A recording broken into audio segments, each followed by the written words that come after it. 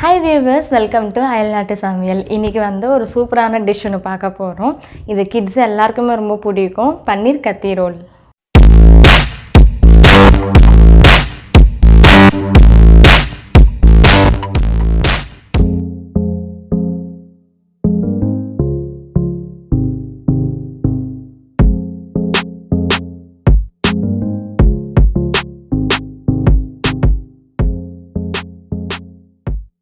இந்த டிஷ் கல்கட்டாவில் தான் ஒரிஜினேட் ஆச்சு. இனிஷியலாக வந்து மீட் தான் வந்து உள்ளே வச்சு சர்வ் பண்ணாங்க. அப்புறமேட்டு வந்து வெஜிடேரியன் ரெசிபியும் இதிலேயே செய்ய ஆரம்பிச்சிட்டாங்க. இந்த ரெசிபிக்கு ஏன் கத்தி அப்படின்ற பேர் வந்தது அப்படின்னா, கத்தினா பெங்காலியில் ஸ்டிக் அப்படின்னு அர்த்தம், கம்பு அப்படின்னு அர்த்தம். ஸோ இந்த ரெசிபியை வந்து ஃபஸ்ட்டு அயன் ஸ்கியூவர்ஸில் வந்து வச்சு தான் குக் பண்ணாங்க. அயன் ஸ்கியூவர்ஸை வந்து எடுத்து மீட்டு அதுக்குள்ளே வச்சு சொருகி குக் பண்ணி அதுக்கப்புறம் பராத்தாக்குள்ளே வந்து இப்படி வச்சு எடுத்துருவாங்க.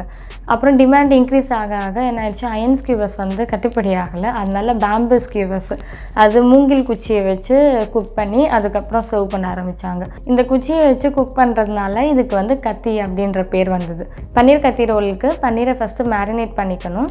அது எப்படி பண்ணணுன்றதை இப்போ நம்ம பார்க்கலாம். 1 டேபிள் ஸ்பூன் இஞ்சி பூண்டு விழுது, 1/4 டீஸ்பூன் மஞ்சள் பொடி, 1 teaspoon coriander powder, 1/4 teaspoon Kashmiri chilli powder எடுத்திருக்கேன். தேவையான அளவு உப்பு, 1/2 டீஸ்பூன் கரம் மசாலா பொடி, அப்புறம் பன்னீரை வந்து சிறு துண்டுகளாக கட் பண்ணியிருக்கேன். 300 கிராம் இருக்கும். அது 1/4 கப் தயிர். இப்போது ஒரு பவுலில் வந்து எடுத்துருக்கிற எல்லா இன்க்ரீடியன்ஸையும் ஒன்று ஒன்றா ஆட் பண்ண போகிறோம். ஆட் பண்ணி நம்ம வந்து ஒரு பேஸ்ட் மாதிரி ப்ரிப்பேர் பண்ணிக்கிறோம். அதில் வந்து பன்னீரை போட்டு மேரினேட் பண்ண போகிறோம். ஸோ அதுக்கு தான் வந்து இப்போ நான் ஒன்று ஒன்றத்தான் ஆட் பண்ணிகிட்டு இருக்கேன். எல்லா பவுடர்ஸையும் போட்டு நான் வந்து மிக்ஸ் பண்ணிக்கிறேன். இதோட சேர்த்து தயிரையும் ஆட் பண்ணிக்கணும். நல்லா வந்து கட்டி இல்லாமல் ஒரு ஸ்மூத் பேஸ்ட்டாக இருக்கணும், க்ரீமியாக அந்த மாதிரி இருக்கிற அளவுக்கு கலந்து வச்சுக்கோங்க.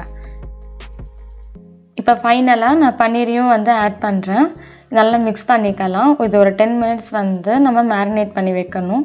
அதுக்கப்புறம் வந்து நம்ம இதை குக் பண்ணிக்கலாம். இப்போ நான் பன்னீரை வந்து மேரினேட் பண்ணிட்டேன். அது ஒரு 10 மினிட்ஸ் வந்து ரெஸ்ட் ஆகட்டும். மீன்வைல் நான் வந்து க்ரீன் சட்னி அடுத்து பண்ண போகிறேன். ஒரிஜினல் ரெசிப்பியில் புதினா அதுக்கப்புறம் வந்து கொத்தமல்லி எல்லாத்தையுமே வந்து பச்சையாகவே போடுவாங்க அரைச்சி.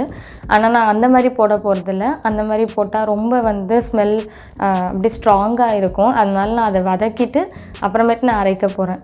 பேனில் 2 டீஸ்பூன் ஆயில் விட்டுருக்கேன். அது காஞ்ச உடனே 1/2 டீஸ்பூன் சீரகம் போடுறேன். அதுவும் பொரிஞ்சதுக்கப்புறம் 2 பச்சை மிளகாய் போட்டு நல்லா வதக்குறேன். கூட வந்து 2 பூண்டும் ஆட் பண்ணிக்கிறேன். அதையும் போட்டு நல்லா வதக்கிக்கோங்க. ஒரு 1/2 கப் வந்து புதினா இலை அதையும் சேர்த்து ஆட் பண்ணிக்கிறேன். இது நல்லா பச்சை வாசனை போகிற வரைக்கும் நம்ம வதக்கிக்கணும். அதுக்கப்புறம் ஒரு 1/2 கப் வந்து கொத்தமல்லி இலை எல்லாத்தையும் போட்டு நல்லா வதக்கிக்கலாம். தேவையான அளவு நீங்கள் இதில் உப்பையும் ஆட் பண்ணிவிட்டு மிக்சியில் போட்டு நம்ம கிரைண்ட் பண்ணிக்கணும், ஒரு பேஸ்ட் மாதிரி. இப்போ நான் பன்னீரை குக் பண்ணுறதுக்காக குசினட் கிரிட்லர் நான் எடுத்திருக்கேன். இந்த அப்ளைன்ஸில் தான் நான் குக் பண்ண போகிறேன். ப்ரீஹீட் ஆன உடனே நம்ம வந்து குக் பண்ணலாம். இது நீங்கள் பேன்லேயும் கூட குக் பண்ணிக்கலாம். நான் நல்லா சீசன் பண்ணியிருக்கேன் ஆயில் போட்டு. பன்னீரை போட்டு இப்போ நான் வந்து 1 சைடு ஃபுல்லாக குக் பண்ணுறேன். அது வந்து குக் ஆனோடனே நம்ம அப்படியே திருப்பி போடணும். இதே தான் பேன்லேயும் வச்சு பண்ணணும். நீங்கள் ஒரு பக்கமும் வந்து திருப்பி போட்டு குக் பண்ணணும். நல்லா இது குக் ஆனதுக்கப்புறம் நம்ம அதை எடுத்து வச்சிடலாம். சீக்கிரம் இது பன்னீர் குக் ஆயிரும். ஸோ ரொம்ப நேரம் ஆகாது. இப்போ வந்து எல்லா பன்னீரும் குக் ஆகிடுச்சு. ஸோ அதனால் பிளேட்டுக்கு நான் இப்போ ட்ரான்ஸ்ஃபர் பண்ணிகிட்டு இருக்கேன்.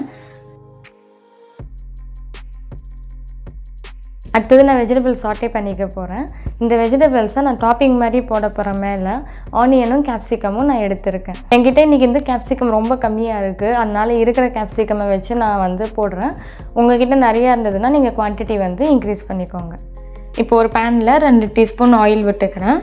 அதோட ஒரு 1/4 கப் வந்து ஸ்லைஸ் பண்ண வெங்காயம் கட் பண்ணி நான் வந்து சாட்டே பண்ணிக்கிறேன். கூட வந்து கேப்சிகம் கொடை மிளகாவும் நீளமாக கட் பண்ணி சாட்டே பண்ணிக்கிறேன். நான் இதோடு சேர்த்து ஒரு 2 மைதா மாவு சப்பாத்தி வந்து போட்டு வச்சுருக்கேன். நீங்கள் மைதா மாவில் தான் வந்து சப்பாத்தி போடணுன்னு இல்லை, கோதுமை மாவு கூட வேணுனாலும் யூஸ் பண்ணிக்கோங்க. எல்லாம் ரெடியாக இருக்குது. ஒன்லி திங் வந்து நம்ம இப்போ அசம்பிள் பண்ண வேண்டியது தான் பாக்கி. இப்போ ஃபைனலாக அசம்பிள் பண்ணலாம். இதுதான் நம்ம அரைச்ச க்ரீன் சட்னி. இது வந்து குக் பண்ண பன்னீர், அதுக்கப்புறம் சாட்டே பண்ண வெஜிடபிள். 2 மைதா மாவு சப்பாத்தி நான் போட்டு வச்சுருக்கேன். ஒரு சப்பாத்தி எடுத்து அதில் வந்து க்ரீன் சட்னி எல்லாம் ஸ்ப்ரெட் பண்ணிக்கிறேன். உங்களுக்கு வேணுங்கிற அளவு நல்லா ஸ்ப்ரெட் பண்ணிக்கோங்க. அதுக்கப்புறம் குக் பண்ண பன்னீரை நடுவில் வந்து ஃபில் பண்ணணும். நிறைய ஃபில் பண்ணிடாதீங்க, அப்புறம் சாப்பிடும்போது கீழே விழுந்துட்டு இருக்கும். போதுமான அளவு கரெக்டாக பார்த்து ஃபில் பண்ணிக்கணும்.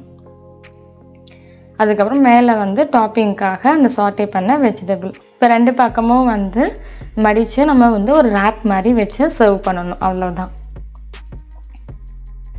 இப்போ நம்ம பன்னீர் கத்தி ரோல் இப்போ ரெடி.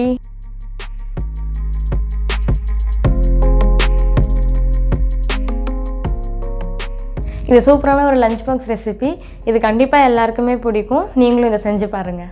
இந்த வீடியோ உங்களுக்கு பிடிச்சிருந்தா அயல்நாட்டு சமையலுக்கு சப்ஸ்கிரைப் பண்ணுங்கள். அடுத்த ஒரு அயல்நாட்டு சமையலில் பார்க்குறேன். Until then, it's bye from Swati.